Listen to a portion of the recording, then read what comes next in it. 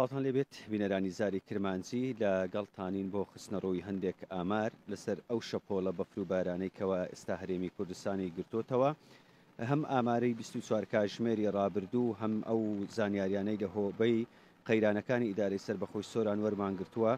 بۆتان ئەخەینە ڕوو لەسەر ڕەوشی کەشوهەوا تا ڕۆژی یەکشەممە پێشبینی شەپۆلێکی بەهێزی هەم بارانبارین و بەفری شەکرێ بە تایبەتی بۆ سنووری ئیدارەی سەربەخۆی سۆران دیمەنەکان ئەگوازینەوە و ئێمە زیاتر قسە لەسەر ئەو ئامارانە ئەکەین کە لە لای ئێمە هەیە بۆ ئەوەی بۆتان بخەینە ڕوو وەک لە دیمەنەکاندا دیارە ئێستا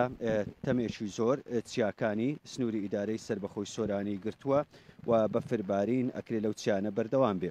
ئاماری بارانبارینی 24 کاتژمێر ئەخەینە ڕوو لە سۆران 3 ملیم لە خەلیفان 5.2 لە مێرگە سۆر زۆرترین بارانباری وە لە 24 کاتژمێری ڕابردوو 23 ملیم بووە چۆمان بارانی نەبووە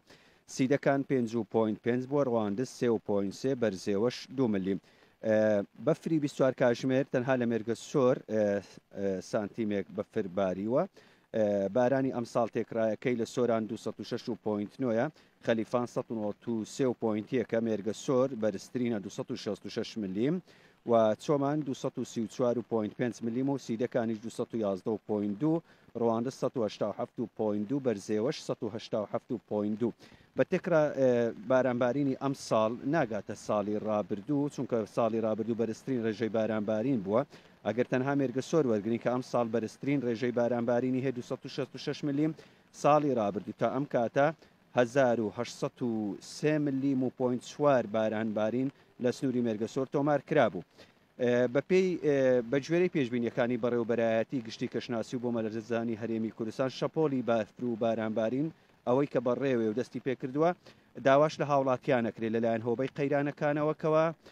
خۆیان بە دوور بگرن لە ناوچە شاخاویەکان و سەردانی ئەو شوێنانە نەکەن و ڕێگای شاخاوی بەکارنهێنن بە تایبەتی تیمی شاخەوانیش لەم ڕۆژانە سەردانی ناوچە شاخاویەکان نەکەن چونکە هەمەت بەهۆی بەفربارین هەمیش ئەو تەمومژەی کە دروست بووە وەکو عەباس سەمیر لە هۆبەی قەیرانەکانی ئیدارەی سەربەخۆی سۆران کە بەزاری کرمانجی ڕاگەیان دوێنێ ئێوارە تیمێکیان چووە لە بناری هەڵگۆر چەند کەسێکی ڕزگار کردووە بەهۆی ئەو تەمومژەی کە هەبووە لە چیاکان بە تایبەتی لە بناری هەڵگۆر ڕێگایان لێ بسر بووە بۆیە ئەمانە ئاگاداری هاوڵاتیانەکەنەوە ئەم چەند ڕۆژە بە وشیاری مامەڵە بکەن و تیمی قەیرانەکان لە ئامادەباشیدایە بە هەماهەنگی لەگەڵ تەواوی ئەو دام و دەستگایانەی کە هەنە هەریەکە لە شارەوانی و ڕێگاوبان بەرگری شارستانی ئەوانە ئەو تیمانن لەگەڵ تیمی وەڵامدانەوەی خێرای قەیرانەکان لە ئیدارەی سەربەخۆی سۆران لە ئامادەباشیدا ئەبن بۆ ئەوی هاوڵاتیان لە کاتی پێویست پەیوەندیان پێوە بکەن و بەهانانەوە بچن پێشبینیەوە شەکرێت تا ڕۆژی یەکشەمە و شەپۆلە